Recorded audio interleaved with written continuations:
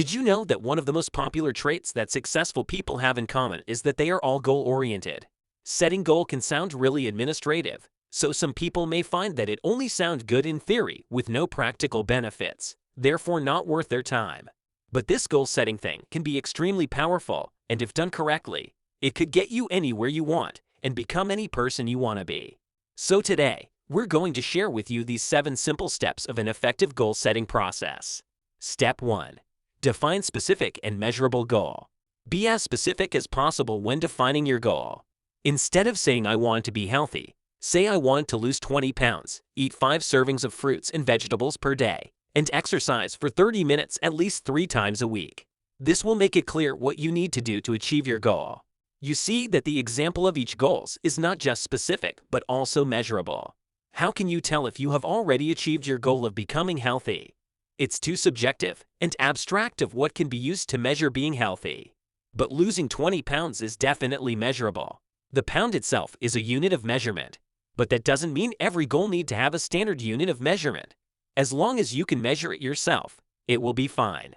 Say, if your goal is having 4 more income streams in addition to your day jobs, well, there is no standard unit of measurement here, but it's measurable as you can easily count your source of income. Last but not least, remember you also have a clear understanding of what you want to achieve and why it's important to you. Keep reminding yourself every day the what and why. That will keep you motivated and prevent you from getting off the track. Step 2. Set a deadline. There is no point in setting goals when it cannot be measured in time.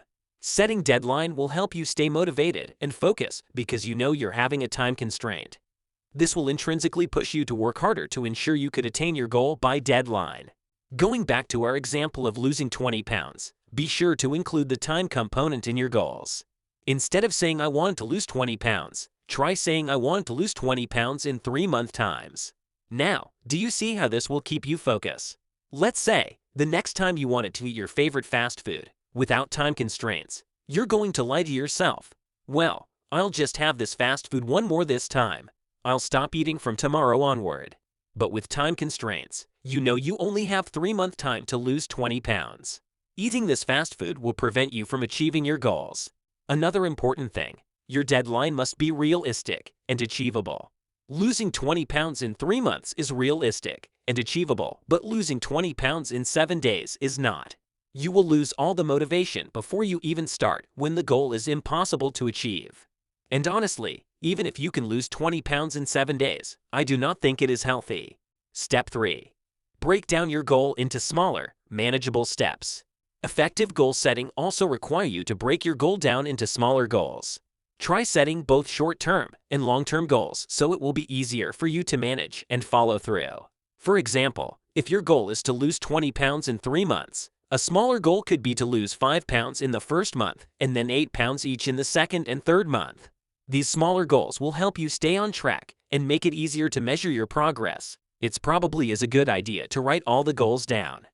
This will make it easier for you to remember what are the short-term goals to achieve in order to ultimately attain your long-term goals.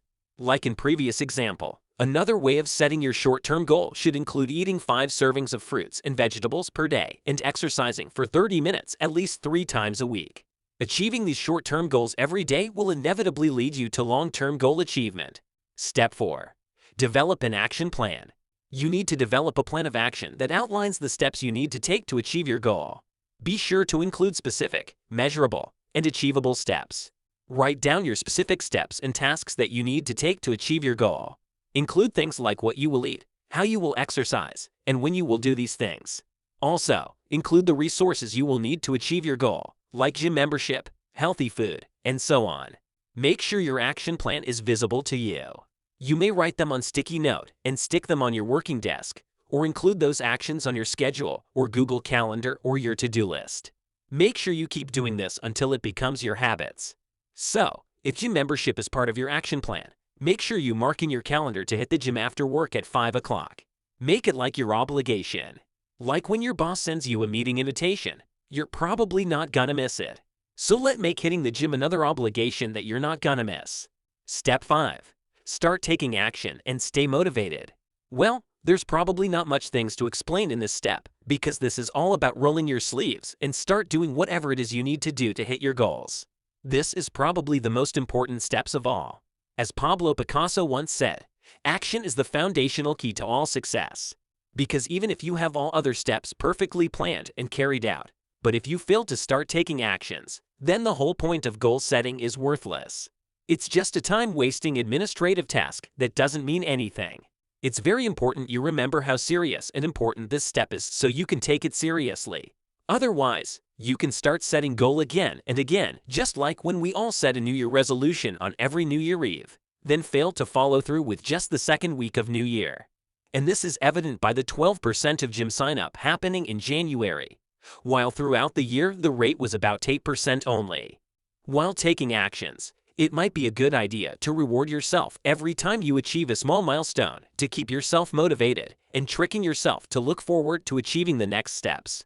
So, after 1 month, if you really lose 5 pounds, one of your short-term goals is accomplished. You could buy a new outfit or spend a whole day out at theme park as a reward to yourself for working so hard toward your goals.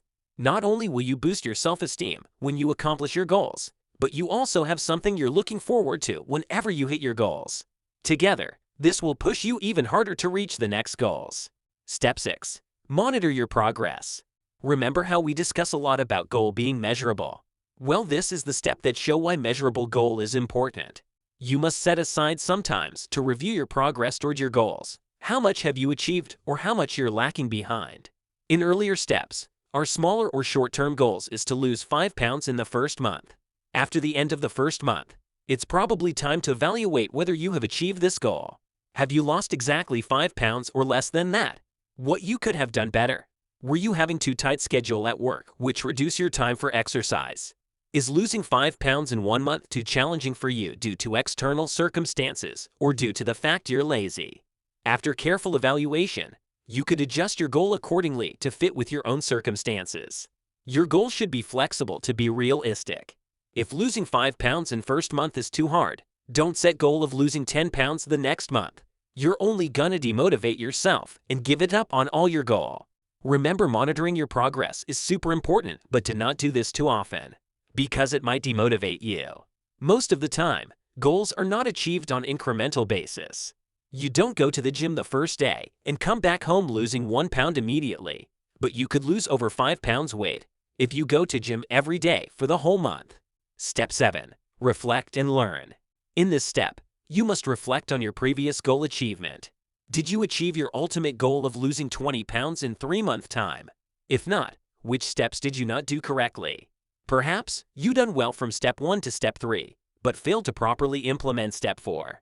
There is no action plan, so you're not sure what to do to lose that weight. That way you can focus on step 4, do some research, or consult with expert on what need to be done to lose weight fast. Understand that we all have many goals in life. That's why this step is important. Your success in one goal will lead to the urge to start another goal, while your failure in achieving one goal will be a good lesson you can reflect and adjust in your next goal-setting process. Learn more about yourself in this step so you can improve your own goal-setting process next time.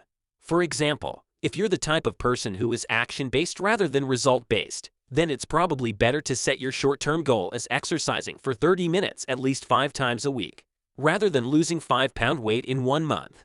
So far in this video, we only give you example of the goal of losing weight because we think it's easy for you to follow each step by sticking with the same example. We hope you find this video useful and hope 2023 will be your year of goal achievement. Thank you for watching. See you in the next video.